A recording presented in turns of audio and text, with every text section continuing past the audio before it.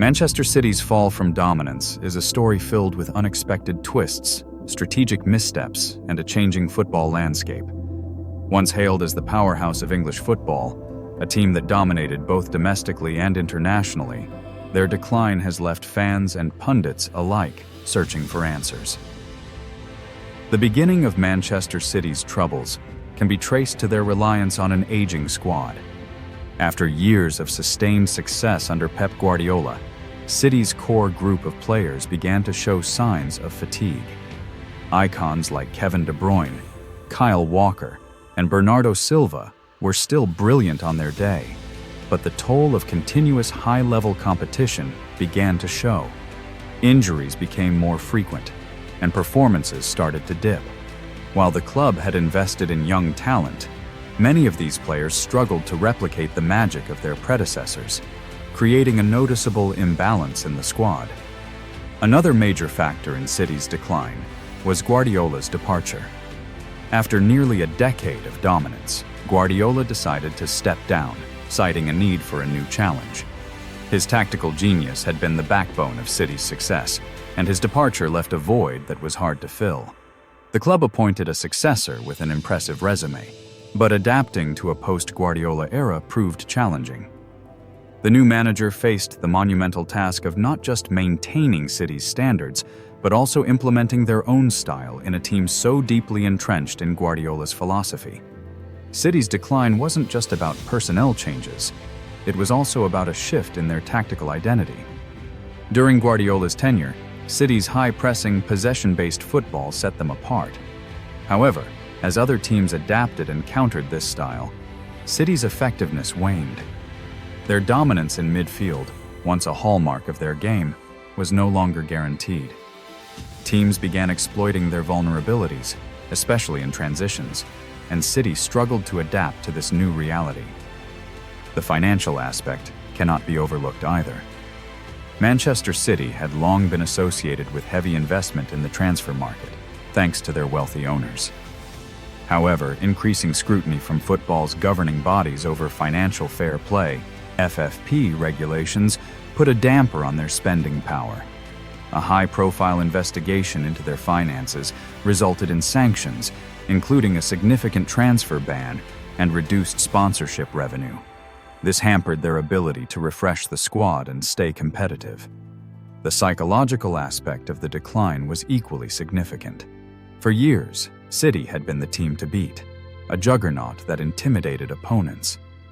But as cracks began to show, rival teams grew bolder.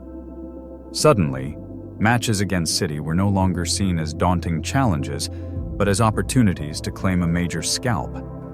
This shift in perception played a role in City dropping points in games they would have comfortably won in their prime. Off the pitch, the club faced controversies that added to the turmoil. Reports of unrest within the dressing room and disagreements between players and the management began to surface. The once unbreakable unity of the squad seemed to falter. Additionally, the rise of other Premier League teams, particularly clubs like Arsenal, Liverpool, and Newcastle, further complicated City's struggles. These teams not only closed the gap, but also surpassed City in several areas, including tactical innovation and player development. Another blow came from their struggles in European competitions. For years, the Champions League had been an elusive prize for City, and while they finally broke their duck under Guardiola, their failure to build on that success in subsequent years was glaring. Early exits from the tournament became a recurring theme, leading to frustration among fans and players alike. This failure to compete on the European stage highlighted the broader issues plaguing the club.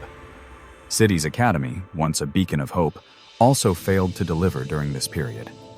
While other top clubs began producing world-class talent from their youth systems, City's pipeline seemed to dry up. Promising youngsters either failed to make the step up to the first team or were sold prematurely. This lack of homegrown talent added to the club's reliance on external recruitment, which, as mentioned earlier, was hindered by financial constraints. The broader footballing landscape also played a role in City's decline. The Premier League became more competitive than ever, with mid-table and lower-tier teams significantly improving. The days of guaranteed victories against relegation candidates were over, and City often found themselves on the wrong end of surprising results. Additionally, the global footballing ecosystem shifted, with leagues like Serie A and La Liga regaining prominence and luring top talent away from the Premier League. Another underappreciated factor was the emotional toll on City's players. Years of playing at the highest level, combined with the constant pressure to win, inevitably took a toll on their mental and physical well-being. Burnout became a recurring issue, and even the most talented individuals found it difficult to maintain the consistency required to compete at the top. Despite their struggles, there were moments of hope. New signings occasionally sparked brief revivals, and young players showed glimpses of promise. However, these moments were fleeting, and the overall trajectory of the club continued downward. The fan base, once unwavering in its support, began to voice its frustration.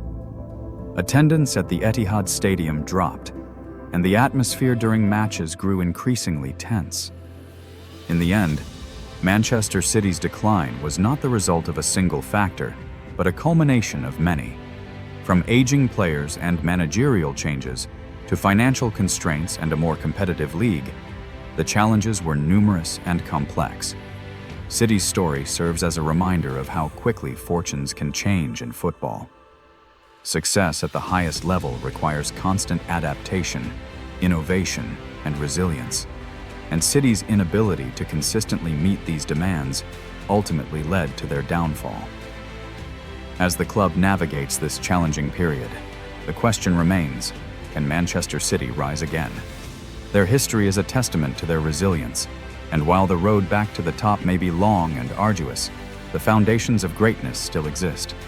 Only time will tell if City can reclaim their place among football's elite.